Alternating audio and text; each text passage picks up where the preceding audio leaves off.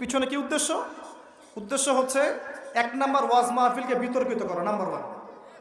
এক নাম্বার উদ্দেশ্য ওয়াজ মাহফিলের যে চলমান সিলসিলা বাংলার মাটিতে চলছে, এই চলমান সিলসিলাকে বিতর্কিত করা একটা প্রধান উদ্দেশ্য, এক নাম্বার। দুই নাম্বার, ওয়াজ মাহফিলে যেসব বক্তাদের মাহফিলে বেশি মানুষ আসে, এই বক্তাদেরকে জাতির সামনে এই বিতর্কিত করে উপস্থাপন করা।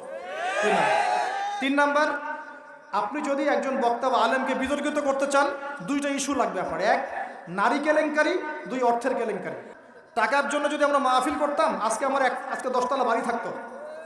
একদিনে চাইলে আমি 10টা মাহফিল করতে পারতাম।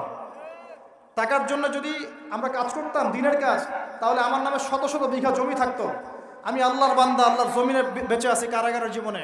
আমার 100 কোনো জমি নাই পৃথিবীতে এখন, 100 কোনো। আল্লাহর কসম করে বলতেছি, আমার দুইটা পরিবার ভাড়া থাকি আমরা। প্রত্যেক মাসে ভাড়ার টাকা গুনতে হয় আমাদেরকে। পিছনে কি উদ্দেশ্য?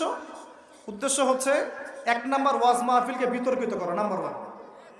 এক নাম্বার উদ্দেশ্য ওয়াজ মাহফিলের যে চলমান সিলসিলা বাংলার মাটিতে চলছে, এই চলমান সিলসিলাকে বিতর্কিত করা একটা প্রধান উদ্দেশ্য, এক নাম্বার। দুই নাম্বার, ওয়াজ মাহফিলে যেসব বক্তাদের মাহফিলে বেশি মানুষ আসে, এই বক্তাদেরকে জাতির সামনে এই বিতর্কিত করে উপস্থাপন করা। তিন নাম্বার, আপনি যদি একজন বক্তা বা আলেমকে বিতর্কিত করতে চান, দুইটা ইস্যু লাগবে আপনার। এক, নারী কেলেঙ্কারি, দুই, অর্থের কেলেঙ্কারি। টাকার জন্য যদি আমরা মাহফিল করতাম, আজকে আমার আজকে 10তলা বাড়ি থাকতো।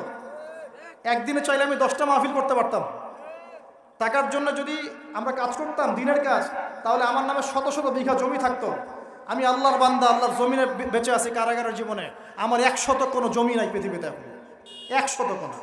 আল্লাহর কসম করে বলতেছি, আমার দুইটা পরিবার ভাড়া থাকি আমরা। প্রত্যেক মাসে ভাড়ার টাকা গুনতে হয় আমাদেরকে।